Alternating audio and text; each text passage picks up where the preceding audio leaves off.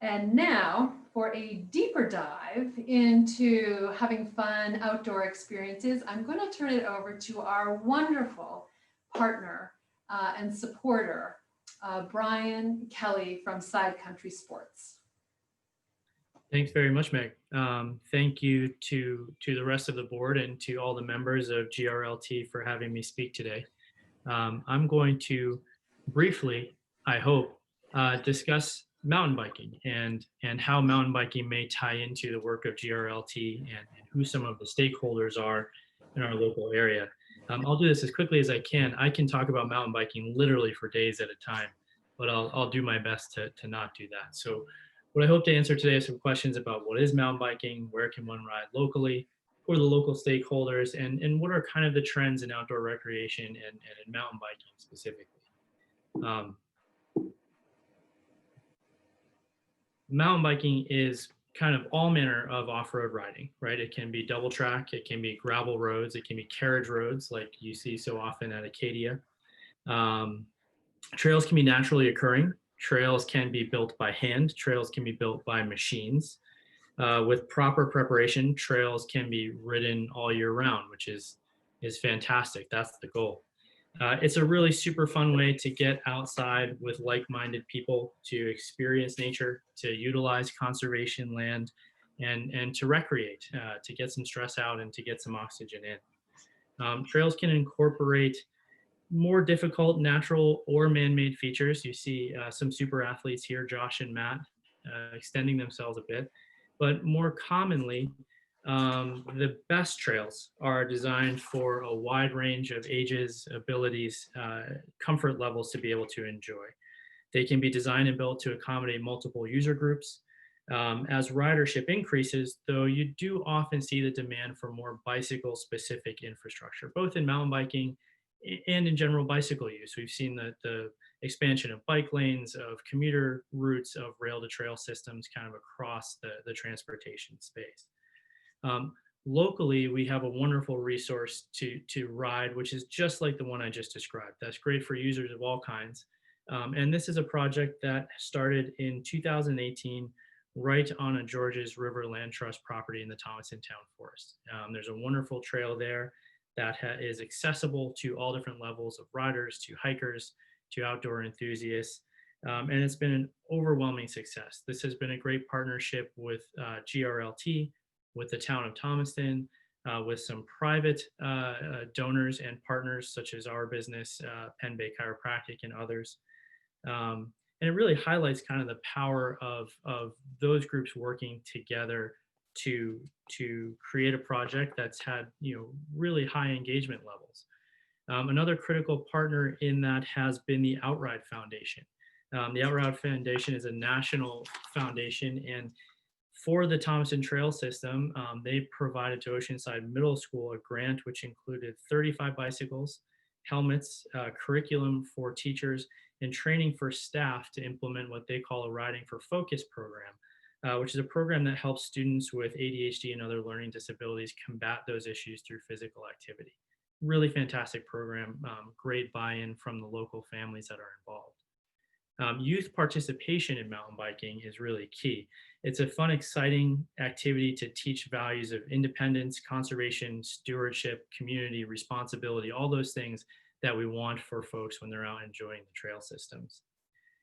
Other local places where you can engage in mountain biking, Camden Snowbowl is a fantastic place, and the adjacent parcel there off of Rollins Road.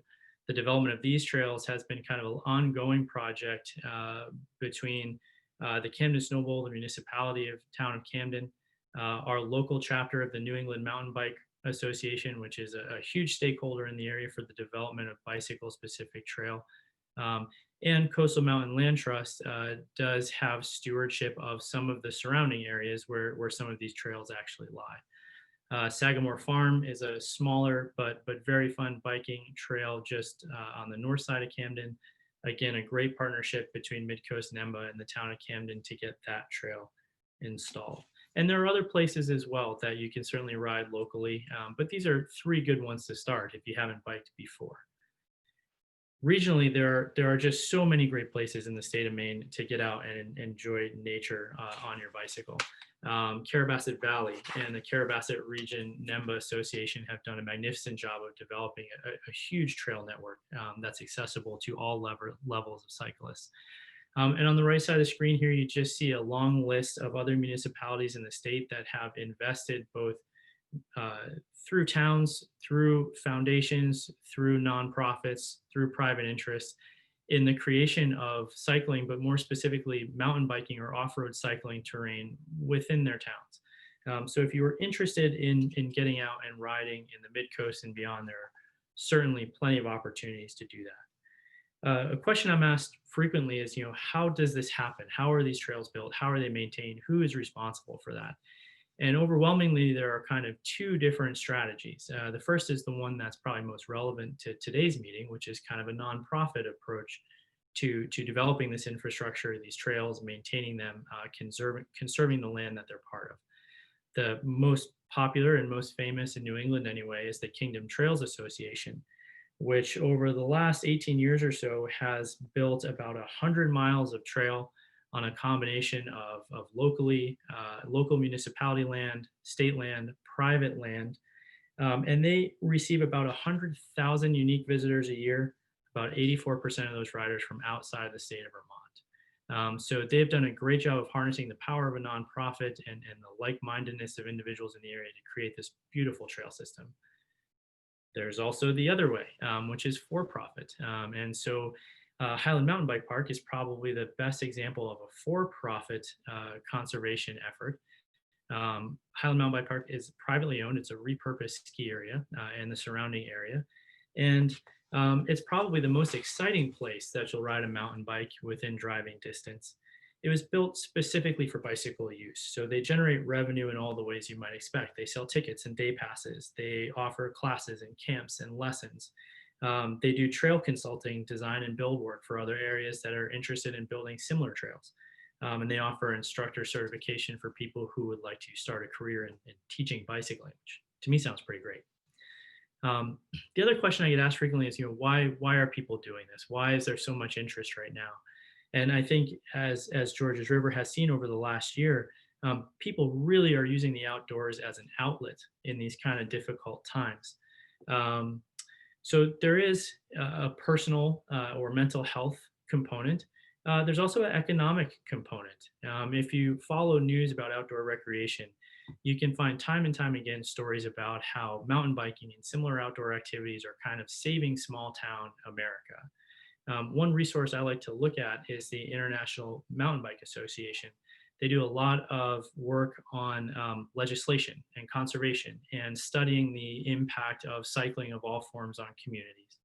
And their resource hub has time and time again published in-depth articles about the positive economic impact on communities, both big and small, rural and urban, when they choose to invest both directly in bicycling infrastructure, but when they partner with nonprofits, community organizations, private organizations to really bring cycling into a community and benefit from it.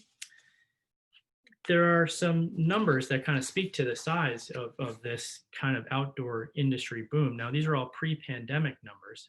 And since these numbers have been kind of tallied for 2019, if anything, the outdoor industry has grown. So as you can see here, just under $1 trillion in consumer spending on outdoor recreation, just over $100 billion in revenue that comes to state and local and federal coffers to reinvest in public lands and infrastructure. The bicycling component of that is really, really impressive. Close to $100 billion in spending in local economies just on cycling alone. That's a huge number. Maine is part of that trend. Maine is known for being a state that's an outdoor state. The people who choose to live here tend to be outdoor minded, and the trend here continues. Another reason that people may choose to build biking trails is because it's been documented that the negative impact is no more than any other outdoor activity, non-motorized outdoor activity. So for a lot of groups, opening to mountain biking or to cycling specific user groups has increased their base of usership, of ownership, and provided more access to more people who would choose to use those trails. Um, the reason we're talking about this today, or the reason I was excited to talk about this today, is because I think if you look at the role of Georges River Land Trust, and you can see it here, that their mission is to conserve the ecosystem and the traditional heritage of the Georges River watershed region through permanent land protection, stewardship, education, and outdoor experiences. And cycling is an outdoor experience that really brings people to nature in a unique way. So I think the mission is very well suited to include cycling and cyclists as a key user group for its trail network. I think Georges River Land Trust already has great community support and a lot of invested stakeholders to help introduce cycling to some of its trails where appropriate. And I think Georges River can position itself strategically to benefit from the current rapid expansion of the outdoor recreation industry. Um, I'd like to thank the membership for having me speak today. And I'm available literally all the time to talk about bikes or any questions you might have about mountain biking. And I'd be happy to do so. I will give you guys your screen back and pass it back to Meg. Brian, thanks so much. That was a fantastic presentation, and I hope it inspired people to get out on a bike. And I want to also take this opportunity to thank you, your partners, and your business for being so supportive of the Land Trust and our projects. We appreciate it. Happy to do it. Thanks. Bruce.